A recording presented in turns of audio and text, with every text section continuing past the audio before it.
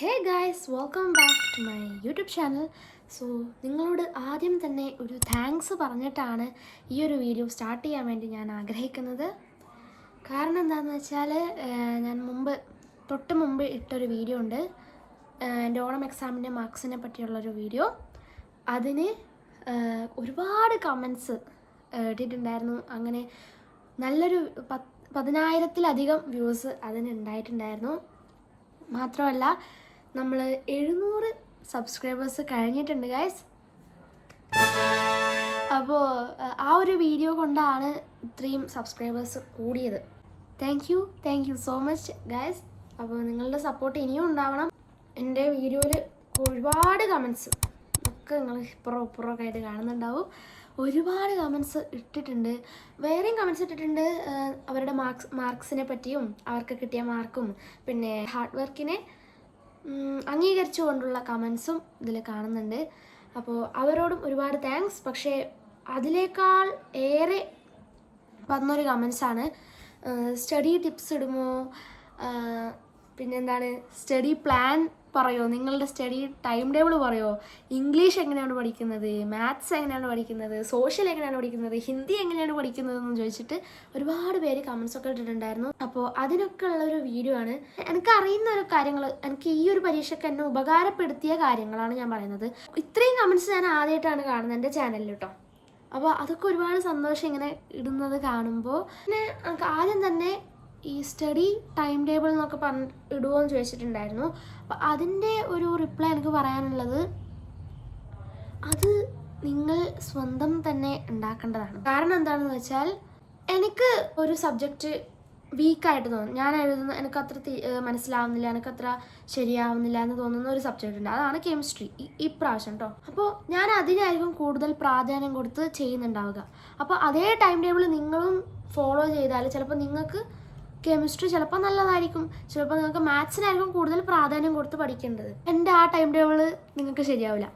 അപ്പോൾ നിങ്ങൾ എങ്ങനെയാണ് ടൈം ടേബിൾ ഉണ്ടാക്കേണ്ടതെന്ന് വെച്ചാൽ, നിങ്ങൾക്ക് ഏറ്റവും മോശമായിട്ട് തോന്നുന്നത് ഏതാണ് അങ്ങനെ ഒരു സബ്ജക്റ്റ് ഉണ്ടാവുമല്ലോ നിങ്ങൾക്ക്, മാത്സോ അല്ലെങ്കിൽ സോഷ്യലോ അല്ലെങ്കിൽ ഫിസിക്സ് കെമിസ്ട്രി ബയോളജി, അങ്ങനെ ഏതെങ്കിലും ഒന്നും ഉണ്ടാവും. അത് നിങ്ങൾ എല്ലാ ദിവസവും പഠിക്കാൻ ശ്രമിക്കുക. മാത്സ് എങ്ങനെയാണ് പഠിക്കുന്നതെന്നൊക്കെ ചോദിച്ചിട്ടുണ്ടായിരുന്നു.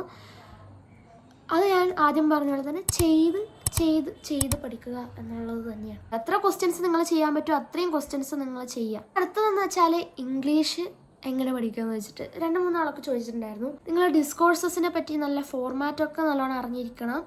പാഠത്തിനെ പറ്റി ഒരു അറിവുണ്ടാക്കുക എന്നുള്ളതാണ് നമ്മൾ ചെയ്യേണ്ട കാര്യം. പിന്നെ ഇങ്ങനെ പറയാൻ എനിക്കത്ര ഇതൊന്നുമില്ല, എനിക്ക് അറിയുന്ന ഒരു കാര്യങ്ങൾ, എനിക്ക് ഈ ഒരു പരീക്ഷയ്ക്ക് എന്നെ ഉപകാരപ്പെടുത്തിയ കാര്യങ്ങളാണ് ഞാൻ പറയുന്നത്. കോൺവെർസേഷൻ കംപ്ലീഷൻ ആയാലും ഫ്രേസൽ വെർബ് ആയാലും ഇതൊക്കെ, റിപ്പോർട്ടഡ് സ്പീച്ച് ആയാലും ഇതൊക്കെ ഞാൻ കുറേ എഴുതി പഠിച്ചിട്ടുണ്ടായിരുന്നു. അപ്പോൾ പരീക്ഷ എഴുതിയ സമയത്തൊക്കെ നല്ല സന്തോഷമായിരുന്നു. പിന്നെ പ്രിപ്പോസിഷനൊക്കെ എനിക്ക് കുറച്ചൊക്കെ തരിയിട്ടുണ്ടായിരുന്നു, അത് ഞാൻ പറയട്ടെ. അതിലൊക്കെ കുറച്ചും കൂടെ എനിക്ക് ഇമ്പ്രൂവ് ആക്കണം എന്നുണ്ട്. പിന്നെ ഡിസ്കോഴ്സസ് നിങ്ങൾക്ക് അറിയുന്ന ഓരോ പാഠത്തിലും അങ്ങനെ ഓരോ കീവേഡ്സ് ഉണ്ടാവും, എല്ലാത്തിലും നമുക്കിത് ഉൾപ്പെടുത്താം. പിന്നെ ഫിസിക്സ് കെമിസ്ട്രി ബയോളജി ഇതിനെ പറ്റിയൊന്നും എനിക്ക് പറയേണ്ട ആവശ്യമൊന്നും ഇല്ല എന്നാണ് തോന്നുന്നത്. ഫിസിക്സ് എന്ന് വെച്ചാൽ നിങ്ങൾ കൺസെപ്റ്റ് നല്ലോണം മനസ്സിലാക്കി വെക്കുക എന്നുള്ളതാണ് എനിക്ക് പറയാനുള്ളത്. അതായത് പിന്നെ പ്രോബ്ലംസ് ചെയ്യാനായിട്ട് പഠിക്കുക. ഒരു ഇക്വേഷൻ മാത്രം പഠിച്ചിട്ട് ഒരു കാര്യമില്ല, അത് എവിടെയൊക്കെ യൂസ് ചെയ്യണം, എങ്ങനെ യൂസ് ചെയ്യണം എന്നുള്ള അറിവാണ് ഫിസിക്സിൽ നമ്മൾ വിജയിക്കുന്നത്. പിന്നെ അശ്രദ്ധയാണ് എൻ്റെ മാർക്ക് പോകാനുള്ള കാരണം, എൻ്റെ അശ്രദ്ധ തന്നെയായിരുന്നു. ചില പ്രോബ്ലംസ് ചെയ്യുമ്പോഴുള്ള അശ്രദ്ധ അതൊക്കെ ഉണ്ട്. പിന്നെ കെമിസ്ട്രീനോട് എനിക്കൊന്നും പറയാനില്ല, കാരണം ഞാൻ കഷ്ടിച്ചാണ് എനിക്ക് A+ ഉള്ളത്. ഓൺലൈൻ ക്ലാസ് കണ്ടിട്ട് എനിക്ക് കെമിസ്ട്രി ഒട്ടും മനസ്സിലായിട്ടില്ല എന്നുള്ളതാണ്. അത് എൻ്റെ ഒരു ഇതായിരിക്കും, എൻ്റെ ഗ്രാസ്പിംഗ് പവർ കുറവായതുകൊണ്ടായിരിക്കും. ഞാൻ തന്നെ ഒന്ന് പഠിച്ച് നോക്കുമ്പോഴാണ് എനിക്ക് കുറച്ചൊക്കെ എങ്കിലും പഠിക്കാൻ പറ്റിയത്. കെമിസ്ട്രി ബയോളജി അതൊക്കെ, കെമിസ്ട്രിയാണ് എനിക്ക് കുറച്ച് ഓൺലൈൻ ക്ലാസ്സിനെ കൊണ്ട് എനിക്ക് അത്ര തോന്നാതിരുന്ന ഒരു സബ്ജക്റ്റ് എന്ന് പറയുന്നത്. ബയോളജി ഓക്കെയാണ്, ബയോളജി ഞാൻ എക്സാമിനർ കാണാറുണ്ട്, പിന്നെ സൈലോം കാണാറുണ്ട്. സോഷ്യലിനെ പറ്റി ഞാൻ പറഞ്ഞില്ല തോന്നുന്നല്ലേ. സോഷ്യൽ എന്ന് പറഞ്ഞാൽ അതായത് ഒരു കഥ പോലെ പഠിച്ചു വെക്കുക എന്ന് മാത്രമേ എനിക്ക് പറയാനുള്ളൂ. അതാണ് എനിക്ക് സോഷ്യലിനെ പറ്റി പറയാനുള്ളത്. സെക്കൻഡ് ചാപ്റ്റർ ഫ്രഞ്ച് വിപ്ലവം, അതൊക്കെ ഒരു കഥയായിട്ട് നല്ല രസമായിട്ട് പഠിക്കേണ്ട ഒരു ചാപ്റ്ററാണ്. എനിക്ക് ഏറ്റവും ഇഷ്ടപ്പെട്ടൊരു ചാപ്റ്ററാണ്. മാപ്പൊക്കെ ഞാൻ ഈ ടെക്സ്റ്റ് മറിച്ച് നോക്കുന്ന ആ ഒരു ഓർമ്മയിലാണ് ഞാൻ മാപ്പ് എഴുതിയത്. എന്നിട്ട് അതിൽ 4 മാർക്ക് ഉണ്ട്. അപ്പം നിങ്ങൾക്ക് ഈ വീഡിയോ യൂസ്ഫുൾ ആയെന്ന് വിചാരിക്കുന്നു. ഒരുപാട് പേര് ഇട്ട കമൻസ് ആണ്. അതുകൊണ്ടാണ് ഞാൻ ഈ വീഡിയോ ചെയ്യുന്നത്. ഇത്രയൊക്കെ ഉള്ളൂ ഈ ഒരു വീഡിയോ. Thank you guys. വീണ്ടും ഒരിക്കൽ കൂടി താങ്ക് യു പറയാണ്. 700 സബ്സ്ക്രൈബേഴ്സൊക്കെ കഴിഞ്ഞിട്ടുണ്ട്. അപ്പോൾ ഇനിയും സപ്പോർട്ട് ചെയ്യുക. നമുക്ക് 1K അടിക്കണം എന്നുള്ളൊരു ആഗ്രഹം എനിക്കുണ്ട്. അപ്പോൾ എല്ലാവരും സപ്പോർട്ട് ചെയ്യുക.